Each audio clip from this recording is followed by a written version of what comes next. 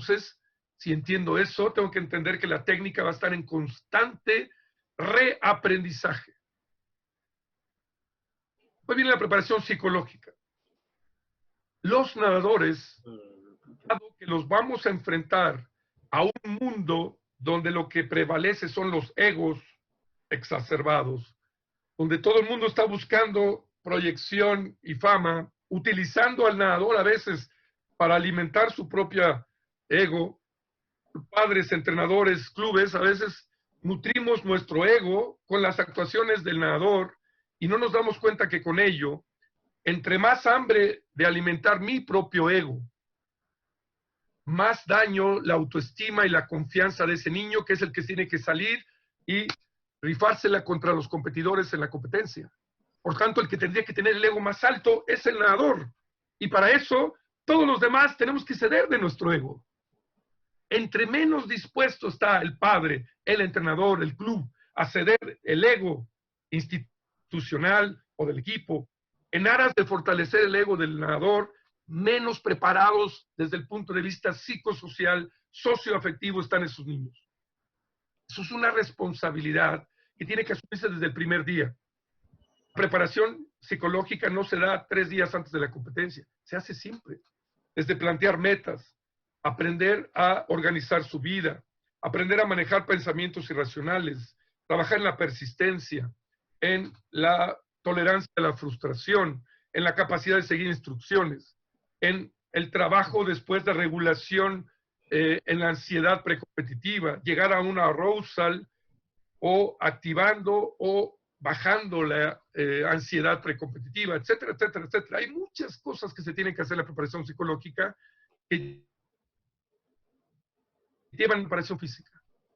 Nosotros no somos especialistas en psicología deportiva, pero tendríamos que conocer lo mínimo y ayudarnos por el especialista. Hay psicólogos deportivos y hay gente especializada que ha estudiado toda su vida para eso. Hoy día, si ustedes no lo pueden pagar, por lo menos pidan una asesoría o algunas charlas con ellos para que los acompañen en esta parte. Como última área de la preparación he puesto la preparación física. Y lo puse así con toda intención, porque a veces este círculo azul marino es el único que se considera. A veces es la única preparación que realmente está ahí. Preparar el cuerpo fuerte, resistente, y nos olvidamos de las demás áreas de la preparación. Eso es algo que tenemos que modificar en definitiva. No podríamos pensar en que entrenando fuerza, resistencia, velocidad, flexibilidad, está resuelto el tema del entrenamiento. El entrenamiento en toda la extensión de la palabra como un complejo de preparación en diferentes áreas debe ser incluyente de todas las esferas del desarrollo humano y entender que la preparación física exclusivamente, entiéndase, entrenar fuerza, resistencia, velocidad, es un área que atañe al preparador físico. Pero nosotros no podemos renunciar a ser entrenadores y trabajar con todo el ser humano completo para dedicarnos a ser preparadores físicos.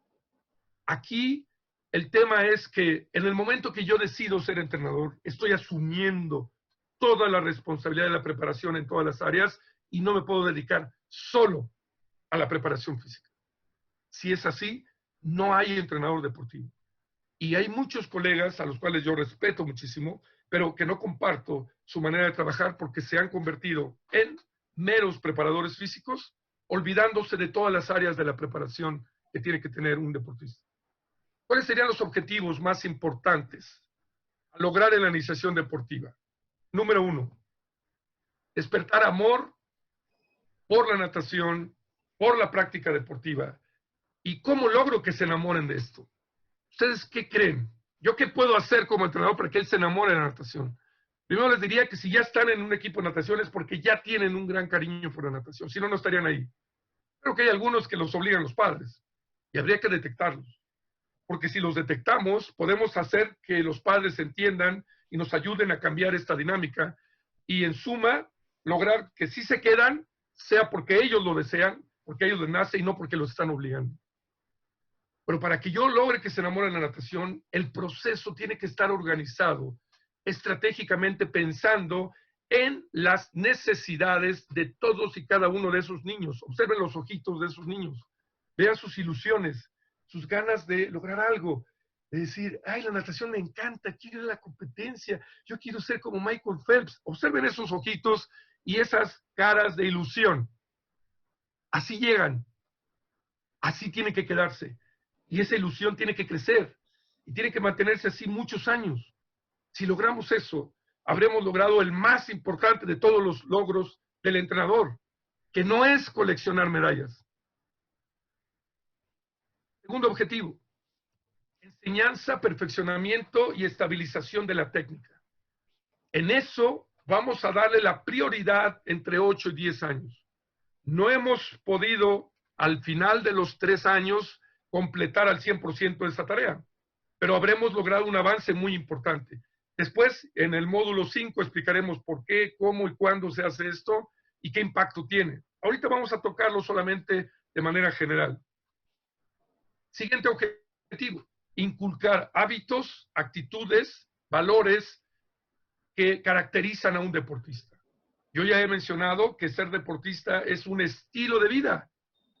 No es, soy deportista de 4 a 6 de la tarde y el resto de mi vida como cualquier ser humano, me hidrato, duermo, organizo mi escuela, mi vida como cualquier otro de mis vecinos. No es posible. Evidentemente, no es algo que se inculque en 1 año o 2. Tarda 10 años por lo menos, pero tengo que empezar a inculcar todas esas formas de vestirme, hidratarme, alimentarme, dormir, prever exámenes, vacaciones, hacer un cochinito para ir al viaje. O sea, muchas cosas que hay que modificar, no solo en el niño, en la familia. Cuando yo soy entrenador de las categorías de 8 o 10 años, tengo que tener claro, asumo la responsabilidad de guiar a la familia para que pueda acompañar a su hijo. Por eso, el entrenador es fundamentalmente un educador y un guía, el líder que acompaña a la familia para que logre esto. Siguiente objetivo, crear las bases fisiológicas que permitan que en el largo plazo su cuerpo tenga todas las condiciones para seguir mejorando. ¿Qué bases fisiológicas quiero crear? Desde el punto de vista neuromuscular, la técnica en la coordinación intermuscular, la coordinación entre los músculos. Eso se da con ejercicios de coordinación, con un enfoque en el desarrollo de la psicomotricidad humana y con el enfoque de la técnica. En la parte de la resistencia aeróbica voy a desarrollar la parte cardiovascular. Y aquí me da mucha risa porque a veces los colegas te hablan de que vamos a hacer cardio. Y a veces les digo, ¿y qué es eso? Pues cardio, así dice mi coach, voy a hacer cardio. Bueno, cardio viene de que la resistencia aeróbica, que es la capacidad que queremos desarrollar, depende del sistema cardiovascular, corazón y todo el sistema circulatorio. Pero la capacidad física se llama resistencia, resistencia aeróbica. El siguiente objetivo es enseñar la dinámica y el comportamiento que tienen que tener ellos y sus padres en el entrenamiento y en la competencia. Tenemos que enseñarles cómo hay que vestirse para la competencia, no llegar a estrenar el traje de baño, comprar en la entrada de la competencia unos gogles y probarlos el día de la competencia, que no puede comer los tamales de su abuelita, de chipilín, que le trajo con mucho cariño, pero que se los coma al terminar la competencia, porque antes de la competencia no sabemos cómo le va a ir, etcétera, etcétera, etcétera. Los padres tienen que saber este es su lugar, qué puede usted hacer para ayudar a su hijo, qué puede evitar si no quiere causarle más estrés a su hijo, etcétera. Tenemos que obtener datos básicos para la detección de posibles talentos y o de las potencialidades de este nadador. ¿Qué datos vamos a tener? Estatura, peso, estatura sentado, envergadura, envergadura contra estatura, es decir, el largo de los brazos contra la estatura. Les vamos a compartir un material en PowerPoint donde vienen muchos de estos datos. Recuerden que todo el tiempo, para más información pueden picar aquí en la esquina y cuando estén en los videos van a poder descargar de la plataforma mucha más información. Van a tener a disposición el manual, que es el libro, donde ya está editado toda esta información. Ahí están estas presentaciones también ya en un formato tipo libro, y vamos a tener videos de consulta y webinars que ustedes podrán descargar permanentemente a lo largo de este primer nivel de CEFOPREA, de todo lo que tiene que ver con la iniciación deportiva. Bien. Hay que entender en qué consiste el proceso de entrenamiento deportivo. El proceso de entrenamiento deportivo tiene varias etapas. La iniciación deportiva, hemos dicho, ocurre más o menos a los 8 años, aunque podría ser entre 8 y 10 años. Allí iniciamos en el mundo de la competencia y el deporte. ¿Por qué decimos 8 años? A los 8 años ya han llegado a un nivel bastante avanzado los procesos de maduración neurofisiológicos y algunos de los procesos endocrinos y, digamos, del funcionamiento en general del organismo humano. Estas condiciones de maduración nos permiten soportar mucho más estímulos orientados al desarrollo de capacidades físicas.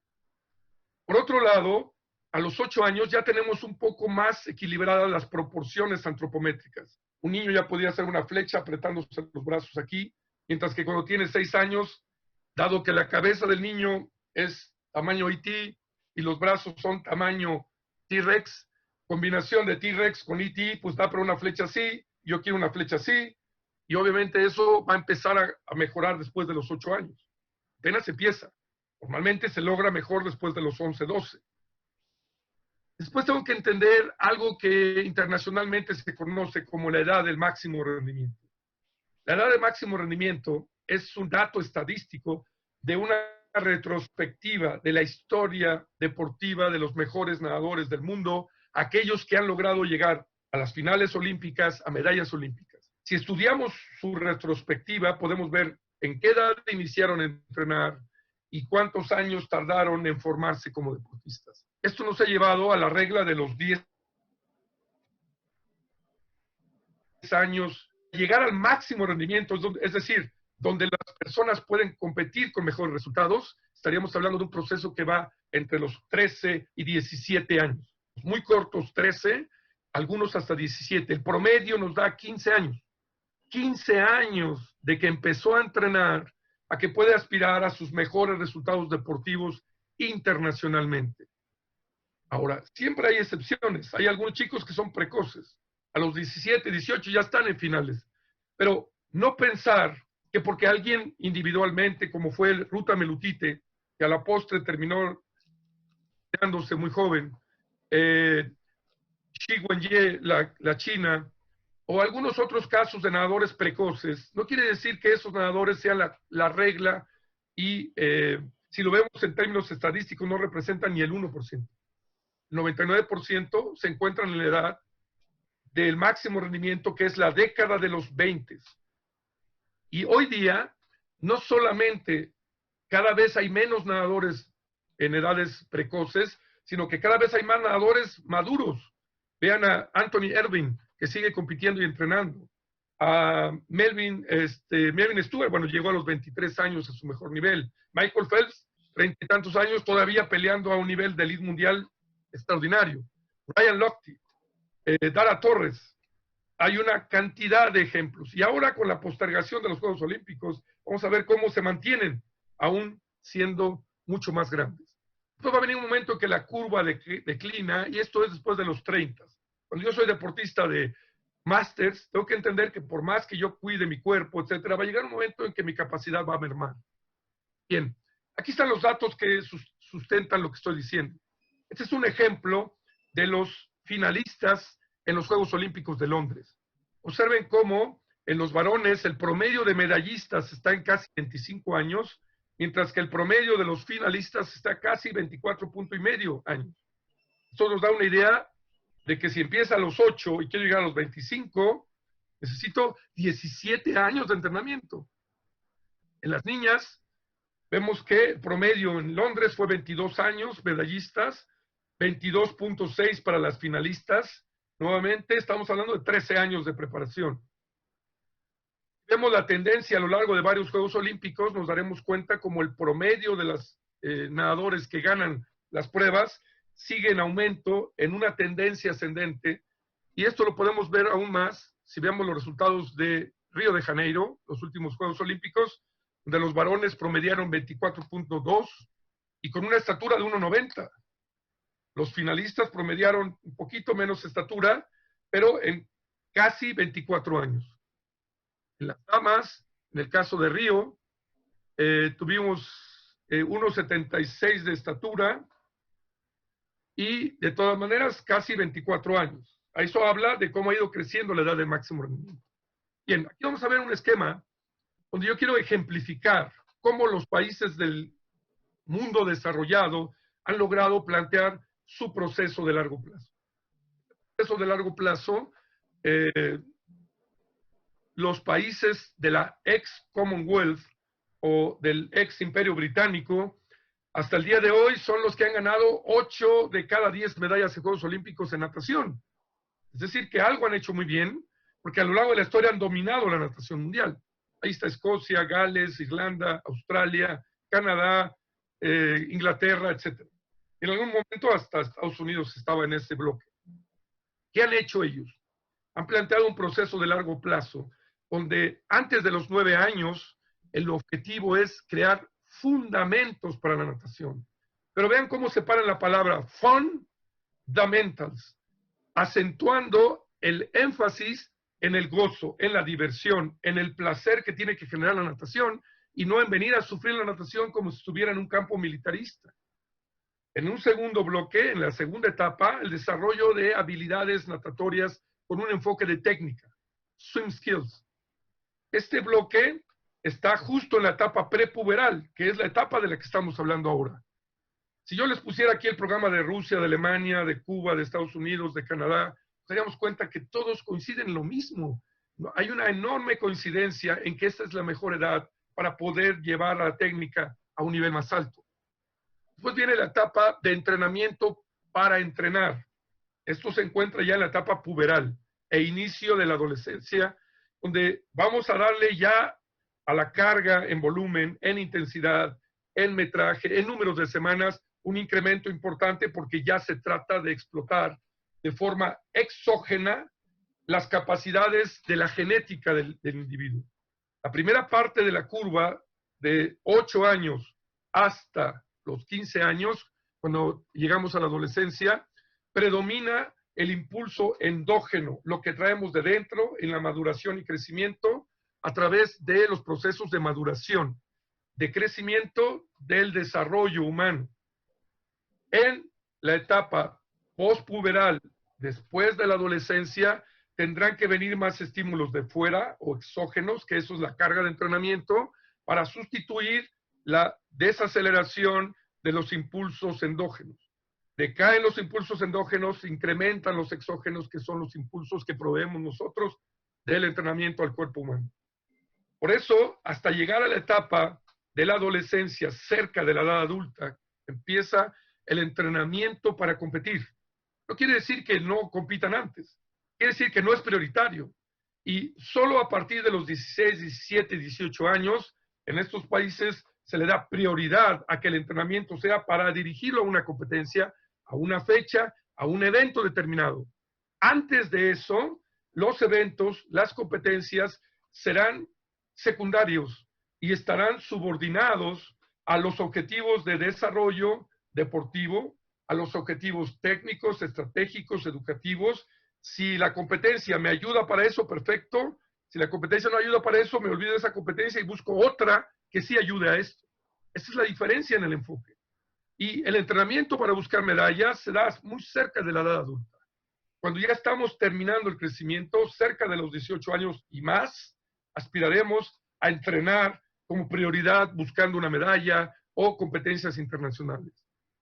Aquí está el ejemplo de Rusia y podría poner yo todos los países desarrollados y veríamos que hay una enorme coincidencia. No existe esta llamada fórmula mágica o secreta. El secreto es una estrategia que sea respetuosa de los procesos de maduración a lo largo de la ontogénesis y conociendo las características de maduración neurofisiológica, morfofuncional, psicosocial, yo puedo hacer un entrenamiento que ayude a potenciar todas las capacidades del ser humano para futuro. Cuando vemos esto, a veces nos quedamos como mi amigo aquí con los ojos saltones, porque eso, con lo que yo veo en la realidad de la liga, de la asociación, del club, a veces no corresponde.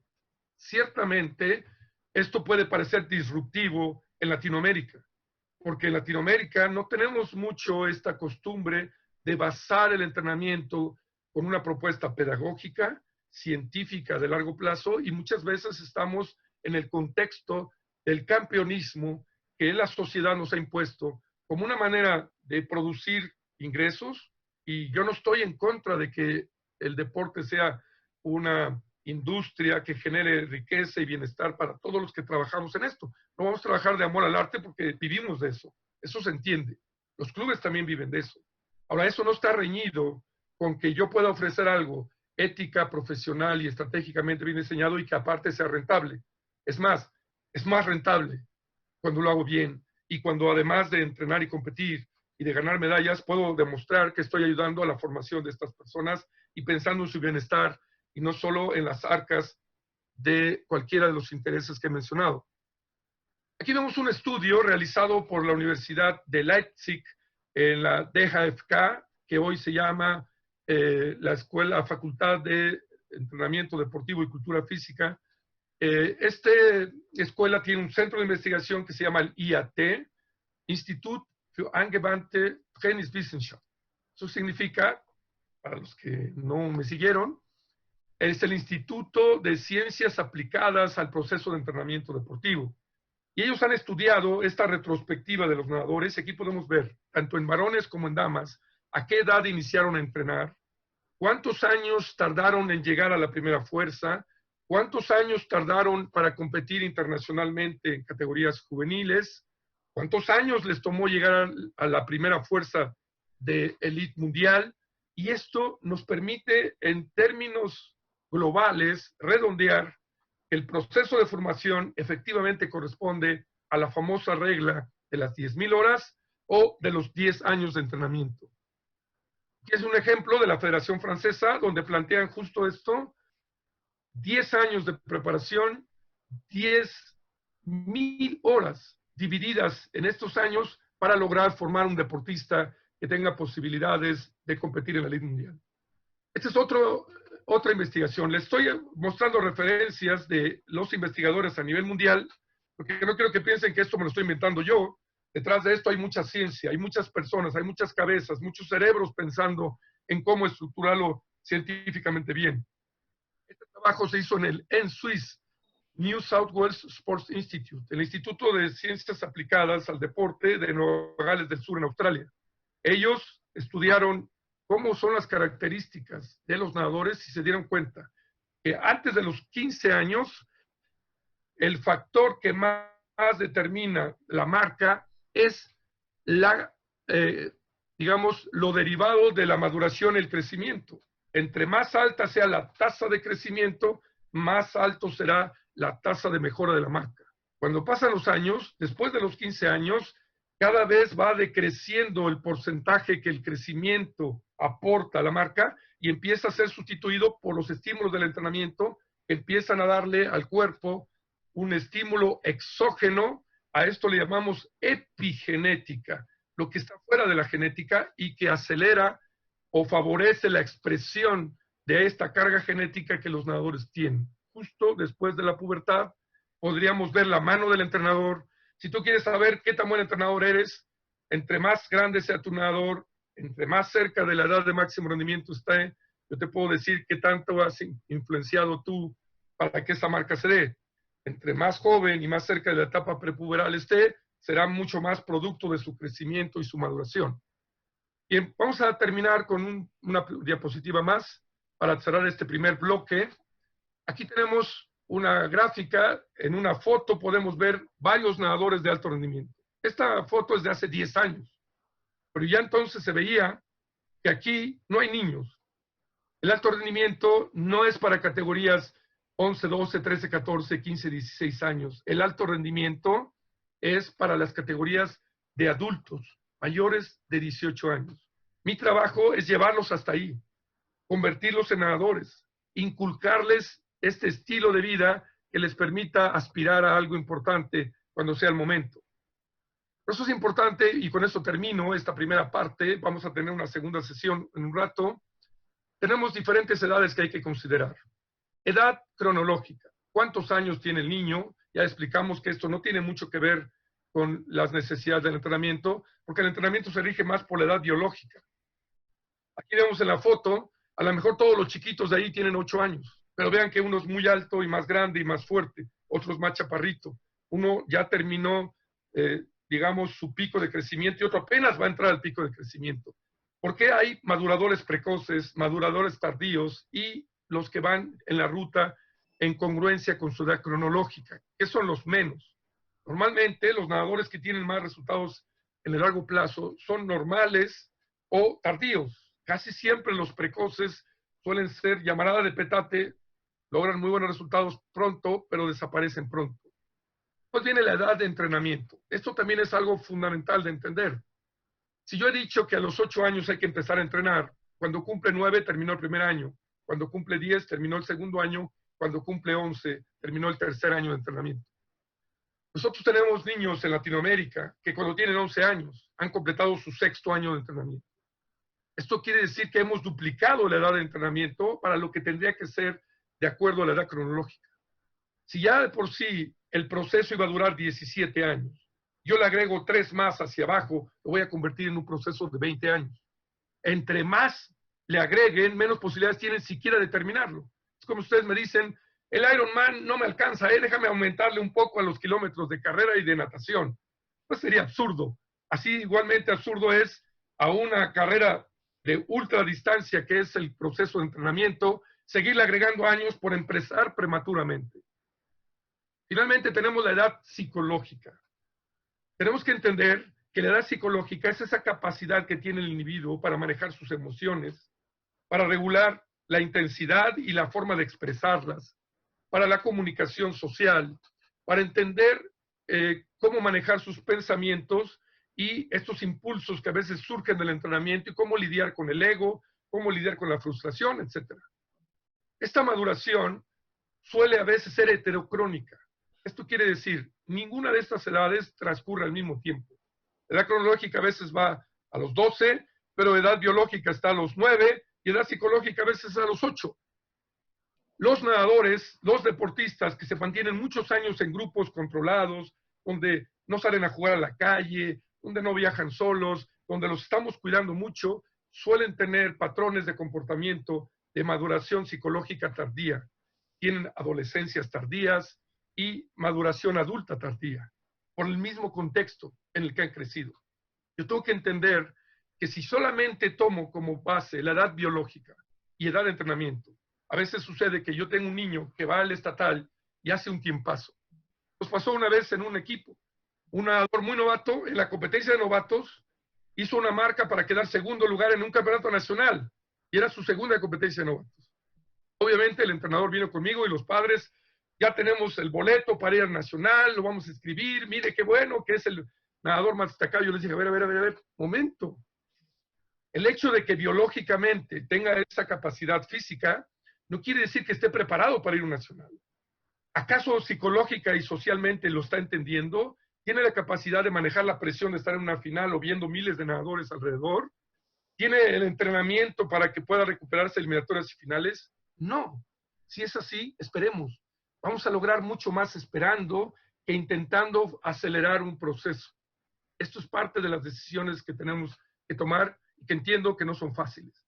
Por eso entendamos, las 4 edades de entrenamiento son heterocrónicas, no coinciden al mismo tiempo en el mismo nivel de desarrollo. Y yo tengo que conocer las características de mi niño para saber biológicamente es acelerado o tardío, psicológicamente es acelerado o tardío, su edad de entrenamiento es la adecuada, está adelantada, está retrasada. Y ahí tengo que combinar esos factores para ajustar el entrenamiento. Y vemos esta curva de las fases de maduración y crecimiento. Y otra vez, recordemos, estamos ubicados en la etapa de 8, 9 y 10 años. Aquí es donde vamos a arrancar el siguiente ponencia, donde vamos a abundar mucho más en los detalles del entrenamiento. Les agradezco mucho su atención en esta primera parte. Habremos de continuar en unos minutos. Les va a hacer llegar la invitación para que se conecten. Esperemos que la tecnología en esta ocasión nos ayude un poquito más. Saludos a todos y nos vemos en un rato más. Gracias.